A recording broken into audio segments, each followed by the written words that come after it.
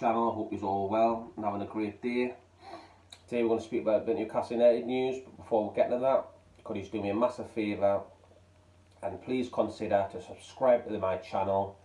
It would help me load. It doesn't cost anything, it's free, completely free.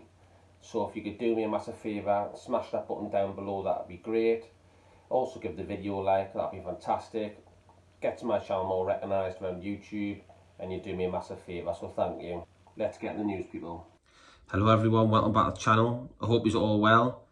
Today I just want to address a few things, you know me, I'm getting straight into it, me, like. We'll start off with Newcastle play West Ham on Sunday down there. It's on Sky. It'll be the Bruno v Bequeta battle in midfield. Since he joined West Ham, since every fan thought he might come to Newcastle, but he went down there, apparently went in for him. So that'll be a proper battle in midfield on Sunday.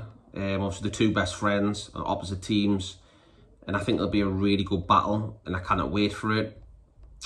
It'll be an interesting little battle to commence. I fully expect Bruno and Saint-Maximin to be fit for that game, and what a huge plus that is for the Toon Army, because we've been missing them for the last few games.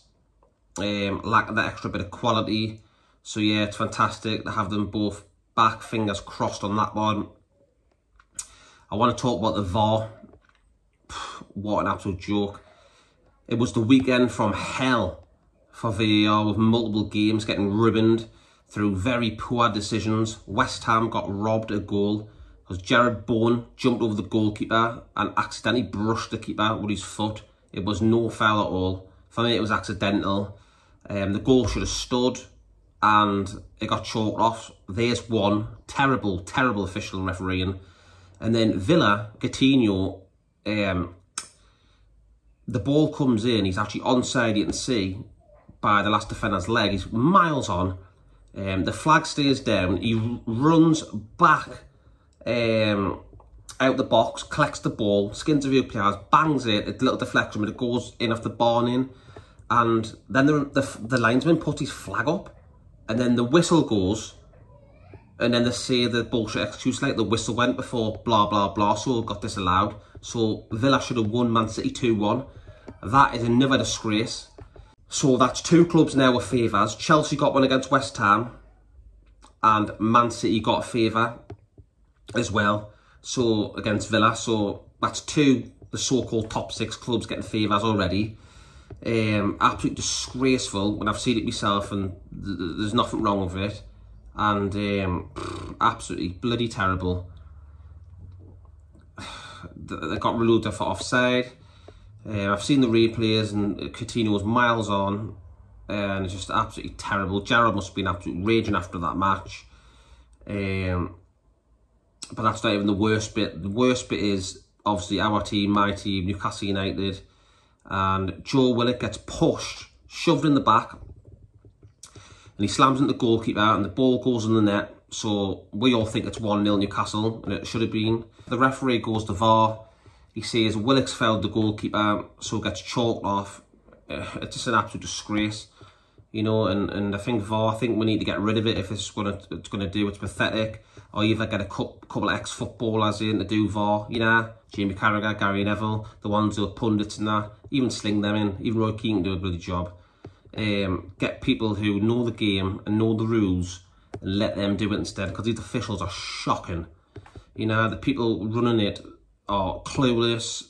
They're ruining the beautiful game of football, if I'm honest. It's just absolutely dreadful. It was a weekend from hell. The worst decisions I've ever saw in the Premier League forever, I think. Let's go on to Lee Mason, the one who was doing the Newcastle match. Lee Mason has not been selected for the VAR for the Premier League this weekend, following the controversial disallowed goal for Newcastle United on Saturday v Crystal Palace, and so he should be dropped. It's a bloody disgrace.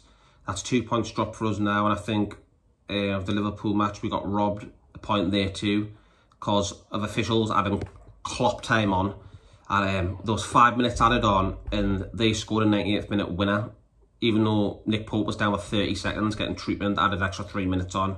An absolute pure joke, and it's just absolutely madness that things need to change in VAR. And I think now that the Premier League got involved the other day and they made them look into them incidents, and these referees have admitted now that they were looking in on the Chelsea one, Newcastle one, definitely Newcastle one, there was another one.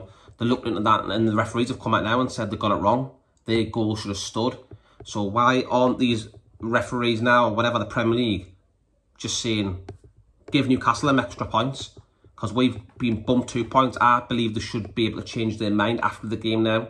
Because just say we miss out on top 4 by 2 points, or even the Europa League, we'll be getting bumped because of that error in that game.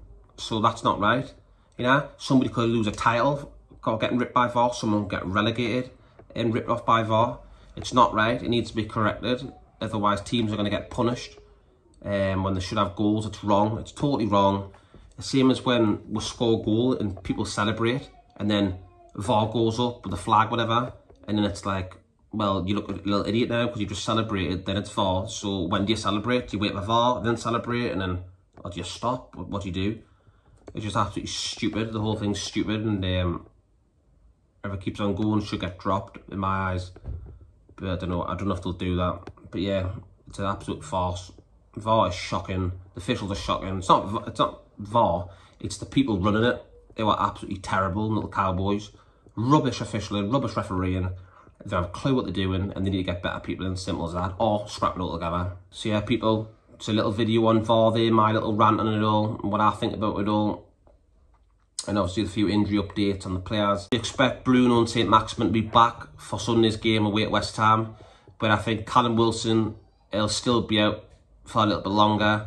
He's not really that injured, just the fact that if they bring him back too soon, he'll damage it more and he'll be out for months. So you've got to be careful on Callum Wilson. He's the one who always gets injuries. He's injury prone and you've got to treat him very, very carefully. Otherwise, like I said there, he could be out for further time. We don't want that because we need him back because he's an excellent talent, an excellent player and a fantastic striker. The only positive at the minute is we've got Alexander Isak there, the new record signing for 63 million. So he can come in for now. So we're not really that short in that area because we've got another fantastic player in Isak. But we'll, on the left-hand side, when Maximin's out, we'll look short, and especially Bruno in the middle of the park. When we've got, no disrespect to Sean Longstaff, but when he's there instead, it's just not the same. ML Kraft's out for about 7 months, I've heard about ACL. Nightmare, that one. So if Trippier got an injury, we'll have Manquillo there. So yeah, we need to keep an eye on that as well. Hopefully Trippier doesn't get an injury and hopefully stays fit for all season. Touch wood, fingers crossed. So yeah, I think that's all the injuries, updates, and everything done. If you could do me a massive favour as well, if you could like this video. And also, if you could consider smash that subscribe button underneath, that'd be great. Thank you very much. I've just reached 600 subscribers not long ago, so thank you to every single one of you for your support. It means a lot, for your likes, for your shares, for your comments. Appreciate every single bit of it, so thank you, people. Yeah, have a great rest of the night, people, and I'll see you on the next one.